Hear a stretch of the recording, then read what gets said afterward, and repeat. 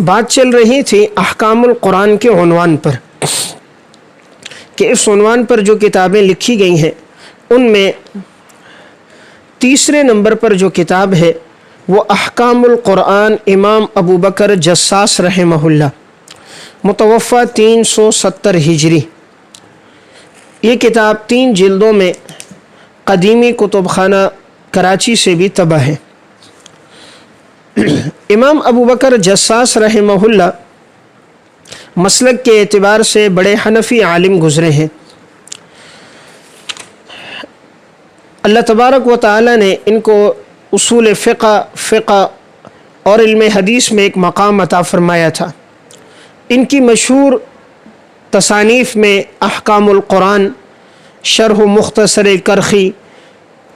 شرح مختصر الطحاوی، الفصول فی الاصول، شرح اسماء الحسنى اور ادب القضاء ہے۔ 370 ہجری میں ان کا انتقال ہوا ہے۔ امام ابو بکر جساس رحمہ اللہ کی کتابوں میں زیادہ قبولیت ان 2 کتابوں کو ملی ہے، ایک اصول فقہ پر الفصول فی الاصول اور دوسری ان کی یہ تفسیر احکام القرآن۔ ان کے الفصول فی الاصول پہلے طبع نہیں تھی، حال ہی میں چند سال قبل یہ کتاب طبع ہوئی ہے، اور اس کتاب میں قیاس اور استحسان کی مباحث بڑی تفصیل کے ساتھ آئی ہیں۔ اللہ تبارک و تعالی نے جب توفیق دی تو فقہ اسلامی کے ذیلی مآخذ میں لکھ رہا تھا، تو اس دوران قیاس کی مباحث اور استحسان میں اس سے بہت استفادہ کیا ہے۔ اتنی جامعیت کے ساتھ یہ مسائل دیگر کتابوں میں نہیں ملتے، جس طرح اصول فقہ کی یہ مباحث متقدمین کی کتابوں میں تحقیق اور گہرائی کے اعتبار سے الفصول میں ملتی ہیں۔ علامہ ابو بکر جساس رحمہ اللہ کی یہ جو تفسیر ہے اس لحاظ سے بڑی مفید ہے کہ اس میں حنفیہ کے مستدلات اور استنباطات اور حنفی اہل علم کی جو آراء ہیں انہیں یکجا کیا گیا ہے۔ قرآن کریم کی جن جن آیات سے علماء احناف نے استدلال کیا ہے، انہوں نے ان کو تشریح کے ساتھ اس کتاب میں یکجا کر دیا۔ امام ابو بکر جساس رحمہ اللہ ادنا مناسبت کے ساتھ بھی فقہی مسائل کو ذکر کرتے ہیں، جیسے انہوں نے سورہ بقرہ اور آیت نمبر 25 وَبَشِّرِ الَّذِينَ آمَنُوا وَعَمِلُوا الصَّالِحَاتِ أَنَّ لَهُمْ جَنَّاتٍ تَجْرِي مِن تَحْتِهَا الْأَنْهَارُ۔ اب یہاں اس مناسبت سے کہ اگر کوئی خوشخبری دے، ایک مسئلہ ذکر کیا ہے کہ اگر کسی عورت نے اپنے غلاموں سے کہا کہ اگر مجھے کوئی خوشخبری دے فلاں کے ہاں بچہ پیدا ہوا ہے تو وہ آزاد، تو اب اس میں آزادی کی خبر دینے والا اگر ایک ہوگا پہلے تو وہ آزاد ہوگا، اگر چند ایک نے خبر دی ہے تو وہ آزاد نہیں ہوں گے، اس لیے کہ خوشخبری کا تعلق پہلے کے ساتھ ہوتا ہے، دیگر کے ساتھ نہیں ہوتا۔ تو ادنا مناسبت سے یہاں انہوں نے خوشخبری سے متعلق مسائل کو یکجا کیا۔ اسی طرح سورہ یوسف کی تفسیر میں وَشَهِدَ شَاهِدٌ مِّنْ أَهْلِهَا، ان آیات کی تشریح کے تحت انہوں نے لقطہ کے مسائل کو ذکر کیا ہے کہ اگر کوئی گری پڑی چیز مل جائے آیا اسے استعمال کیا جا سکتا ہے یا نہیں کیا جا سکتا، لقطہ کے احکامات کیا ہیں، لقیط کے احکامات کیا ہیں، اور بیت المال میں ان چیزوں کو جمع کیا جائے گا یا اپنے استعمال میں لایا جائے گا۔ اسی طرح گھر کی چیزوں میں اگر اختلاف ہو جائے زوجین کے درمیان تو ان چیزوں کی تملیک کس کی ہوگی، کون اس کا مالک ہوگا، اس بارے میں بھی انہوں نے یہ مسائل اس کے تحت ذکر کیے۔ امام ابو بکر جساس رحمہ اللہ احناف کے مستدلات کو بڑی تفصیل کے ساتھ لاتے ہیں۔ اب جیسے اطم الصیام الی اللیل،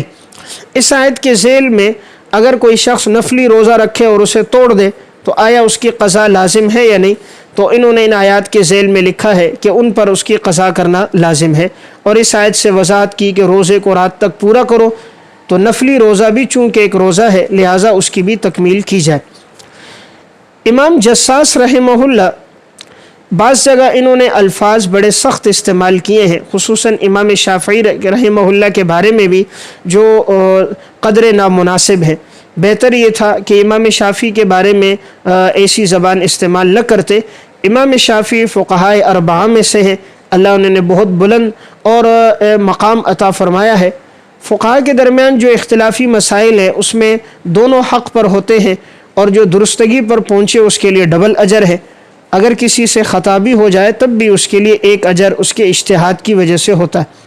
تو انہوں نے امام شافعی کے بارے میں سورہ نساء کے ذیل میں جب یہ بات چلتی ہے کہ اگر کوئی شخص کسی عورت سے زنا کر دے تو کیا اس کی بیٹی اس پر حرام ہوگی یا نہیں، حرمت مصاہرت ثابت ہوگی یا نہیں ثابت ہوگی، ان آیات کے ذیل میں انہوں نے ایک مناظرہ نقل کیا، اور اس کے بعد امام شافعی کے بارے میں جو الفاظ استعمال کیے ان الفاظ میں احتیاط نہیں کی، اس سے اجتناب بہتر تھا۔ اگر آپ میں سے کسی ساتھی نے دیکھنا ہو تو یہ جلد اور صفحہ نمبر میں بتا رہا ہوں، یہ قدیمی کتب خانے کے نسخے کے مطابق ہے، جلد نمبر 2 صفحہ نمبر 169 170 اور 172، جلد نمبر 2 صفحہ نمبر 169 170 اور 172۔ یہاں جو الفاظ استعمال ہوئے ہیں وہ قدر نازیبہ الفاظ ہیں، اس سے اجتناب بہتر تھا۔ اسی طرح گویا یہ اس کے قائل ہے کہ امام شافعی رحمہ اللہ کے بغیر بھی اجماع منعقد ہو سکتا ہے، جلد نمبر 2 صفحہ نمبر 507، جلد 2 صفحہ نمبر 507۔ بعض مقامات پہ انہوں نے غلو کیا ہے اور کچھ تعصب بھی ان سے ظاہر ہوتا ہے، تو ان مقامات کی وضاحت دیکھنی ہو تو جلد نمبر 1 صفحہ نمبر 322 اور جلد نمبر 1 صفحہ نمبر 545 اور جلد نمبر 2 صفحہ نمبر 72۔ یہ تین وہ مقامات میں نے عرض کیے ہیں کہ جہاں پر انہوں نے آیات کی جو تشریح کی ہے، اس سے بظاہر یہ معلوم ہوتا ہے کہ حنفیت میں انہیں کچھ غلو تھا، اور اس وجہ سے دیگر اہل علم بھی اس کے بارے میں الفاظ کچھ سخت استعمال کرتے رہے۔ اپنے طور پر انہوں نے خدمت بہت بڑی کی کہ ان آیات کی تشریح اس وقت تک اس طرح مربوط انداز میں نہیں تھی جو انہوں نے مربوط کر کے لکھی ہے۔ البتہ علامہ جساس پر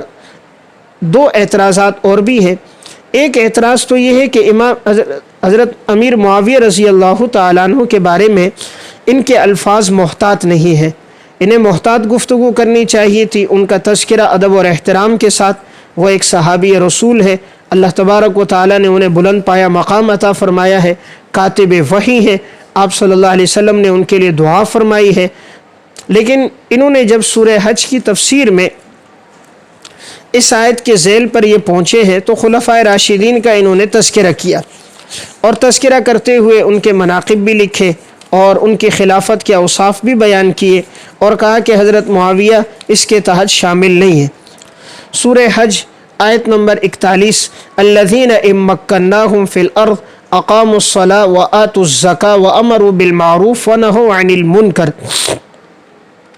ان آیات کے ذیل میں جو انہوں نے تشریح کی ہے تو یہاں الفاظ قدر نامناسب استعمال کیے۔ اسی طرح 18ویں سپارے میں سورہ نور میں وعد اللہ الذین آمنوا منکم وعملوا الصالحات لیستخلفنہم فی الارض کما استخلف الذین من قبلہم، آیت نمبر 55 کے ذیل میں خلفائے راشدین کی خلافت کا تذکرہ کیا ہے، اور زمین میں ان کی تمکین کا تذکرہ کرنے کے بعد یہاں بھی یہ بات ذکر کی ہے کہ اس میں حضرت معاویہ کی خلافت شامل نہیں ہے، وہ خارج ہیں، اور الفاظ کا چناؤ ذرا غیر مناسب ہے۔ اسی طرح سورہ حجرات کی تشریح میں بھی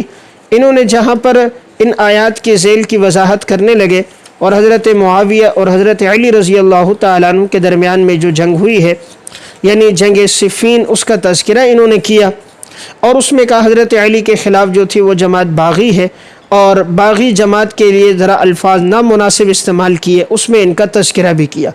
اہل سنت کی اگرچہ رائے تو یہی ہے کہ حضرت علی رضی اللہ تعالیٰ عنہ اس جماعت میں حق پہ تھے، لیکن حضرت امیر معاویہ رضی اللہ تعالیٰ عنہ سے اجتہادی خطا تھی، اور اللہ ان پر بھی ان کو بہت بڑا اجر عطا فرمائے گا، اس لیے کہ وہ نیک نیتی کے ساتھ تھی اور وہ اصلاحی کی غرض سے تھی، اور وہ اس کو بہتر سمجھتے تھے کہ پہلے قصاص لے لیا جائے بعد میں خلافت ہو۔ حضرت علی رضی اللہ تعالیٰ عنہ کی رائے یہ تھی کہ پہلے خلافت قائم کی جائے بعد میں قصاص، اس لیے دونوں صحابہ میں ہے، دونوں کا مقام بہت بلند و بالا ہے، ہمیں صحابہ کے بارے میں کوئی بھی الفاظ نہیں استعمال کرنے چاہیے، صحابہ کو برا بلا کہنے سے بچنا چاہیے، یہی انسان کے ایمان کی علامت اور نشانی ہے۔ صحابہ سب کے سب اللہ نے سب کے ساتھ خیر کا وعدہ کیا ہے، سب کے بارے میں اللہ نے حکم دے دیا ہے کہ اللہ نے ان کے دلوں پر ایمان کو لکھ دیا ہے۔ تو علامہ جساس رحمہ اللہ نے اس آیت کے ذیل میں وَإِن طَائِفَتَانِ مِنَ الْمُؤْمِنِينَ اقْتَتَلُوا فَأَصْلِحُوا بَيْنَهُمَا فَإِن بَغَتْ إِحْدَاهُمَا، اس آیت کے ذیل میں بھی الفاظ کچھ نامناسب استعمال کیے ہیں۔ تو یہ 3 مقامات ہیں، یہاں اگر یہ اس سے گریز کرتے اور اس بحث میں پڑھتے ہی نہیں تو زیادہ بہتر تھا، لیکن انہوں نے ذکر کر کے جو الفاظ کا چناؤ کیا وہ غیر مناسب کیا۔ اسی طرح علامہ جساس رحمہ اللہ کی تفسیر پر یہ ایک اعتراض ہے کہ انہوں نے معتزلہ کی آراء سے یہ متاثر نظر آتے، معتزلہ کے افکار سے یہ متاثر تھے، اور اس کا اندازہ اس سے ہوتا ہے کہ سورہ بقرہ میں ان آیات کے ذیل میں جب سحر کی بات چلتی ہے، آیا سحر کی تاثیر ہے یا نہیں؟ وَاتَّبَعُوا مَا تَتْلُو الشَّيَاطِينُ عَلَى مُلْكِ سُلَيْمَانَ وَمَا كَفَرَ سُلَيْمَانُ وَلَكِنَّ الشَّيَاطِينَ كَفَرُوا يُعَلِّمُونَ النَّاسَ السِّحْرَ، ان آیات کے ذیل میں انہوں نے جو تشریح کی، اسی طرح سورہ فلق، سورہ ناس کی تشریح ہے، تو ان مقامات سے وضاحت ہے کہ یہ سحر کی تاثیر کے قائل نہیں تھے۔ جس طرح کہ معتزلہ قائل نہیں ہے تو یہ بھی سحر کی تاثیر کے قائل نہیں ہے۔ اسی طرح لا تدرکہ الابصار وہو یدرک الابصار وہو اللطیف الخبیر، ان آیات کے ذیل میں کہ اللہ تبارک و تعالیٰ کا جو دیدار ہونا ہے، اب یہ اہل سنت والجماعت کا اجماعی مسئلہ ہے۔ دنیا میں تو یہ آنکھیں ادراک نہیں کر سکتی، لیکن قیامت کے دن اللہ تبارک و تعالیٰ ان آنکھوں میں وہ صلاحیت ڈال دے گا کہ اللہ تبارک و تعالیٰ کا دیدار کریں گی، اس لیے کہ رؤیت باری تعالیٰ قرآن کریم سے ثابت ہے، للذین احسنوا الحسنى وزیادہ، اور اسی طرح کلا انہم عن ربہم یومئذ لمحجوبون، اس آیت سے بھی اس کا ثبوت ہے، اور سورہ قیامہ کی ان آیات سے بھی رؤیت باری تعالیٰ کا ثبوت ہے کہ ایمان والوں کو قیامت کے دن اللہ کا دیدار ہوگا۔ وجوہ یومئذ ناظرہ الی ربہا ناظرہ، لیکن علامہ جساس معتزلہ سے متاثر ہے، اس لیے وہ لا تدرک الابصار اور اسی طرح وجوہ یومئذ ناظرہ الی ربہا ناظرہ، ان آیات کے ذیل میں وہ ان کی تشریح انتظار سے کرتے ہیں کہ ایمان والے جو ہوں گے انہیں قیامت کے دن انتظار ہوگا اللہ کی نعمتوں کا، تو رؤیت کے وہ قائل نہیں ہیں۔ تو گویا کہ اس سحر کی تاثیر کا انکار کرنا، رؤیت باری تعالیٰ میں معتزلہ کی طرف میلان ظاہر کرنا، اور دیگر چیزوں میں بھی ان کا میلان کچھ معتزلہ کی طرف تھا، اس وجہ سے بعد کے اہل علم نے ان پر یہ اشکال کیا ہے۔ تو بہرحال اس تفسیر پر 3 اعتبار سے اشکال رہے، ایک تو فقہاء کرام کے بارے میں الفاظ قدر نامناسب، اور نمبر 2 دوسری ایک چیز حضرت امیر معاویہ رضی اللہ تعالیٰ عنہ کا تذکرہ جو انہوں نے کیا قدر نامناسب، اور تیسری بات یہ معتزلہ کے افکار سے متاثر تھے، اور معتزلہ کے نظریات بھی انہوں نے جا بجا اپنی تفسیر میں لکھے ہیں۔ اگر ان 3 باتوں سے قطع نظر کر کے دیکھا جائے تو یہ تفسیر اس لحاظ سے مفید ہے کہ اس میں حنفیہ کے مستدلات کو اور آیات احکام کی انہوں نے واضح انداز میں تشریح کی ہے، مسائل کا استخراج اور استنباط بھی کیا ہے، اور جا بجا علمی فوائد اور نکات بھی ذکر کیے ہیں، جیسے اولو الامر سے مراد فقہاء اور علماء ہے، جلد نمبر 2 صفحہ نمبر 298 میں۔ اسی طرح انہوں نے اس آیت کی تشریح بڑی واضح انداز میں کی ہے کہ حامی پر علماء کی تقلید ضروری ہے یا نہیں، جلد نمبر 2 صفحہ 305 پہ قدیمی کتب خانہ، اس لحاظ سے انہوں نے آیت کی بڑے واضح تشریح کی ہے۔ آیت کی تفسیر میں جا بجا فقی مسائل بھی لکھے ہیں، جلد 1 صفحہ نمبر 43 میں۔ البتہ بعض روایات انہوں نے غیر مستند بھی ذکر کر دی ہیں، اس لیے اس تفسیر کے مطالعے کے دوران اگر کوئی روایت غیر مستند سامنے آئے تو اسے آگے بیان نہ کیا جائے۔ احادیث کے معاملے میں جب تک تحقیق نہ ہو اور جب تک اطمینان حاصل نہ ہو اس روایت کو آگے نقل نہ کیا جائے، حدیث کے معاملے میں تحقیق کے بعد حدیث کو آگے نقل کیا جائے۔ تو علامہ ابو بکر جساس کا مقام فقہ اور اصول فقہ میں بہت بلند و بالا ہے، اور یہ تفسیر اہل علم کے درمیان ایک ماخذ کی حیثیت رکھتی ہے، خصوصاً علماء احناف کے درمیان۔ البتہ ضرورت اس امر کی ہے کہ اگر اس تفسیر پر کوئی علمی اور تحقیقی کام ہو جائے اور روایات اور آثار کے ماخذ اور مراجع کی نشاندہی اس کے حاشیے میں کر دی جائے اور جہاں ایسی کوئی بات جو اہل سنت کے نقطہ نظر سے ہٹ کر ہے اس کی وضاحت حاشیے میں کر دی جائے تو اس کی افادیت بہت بڑھ جائے گی۔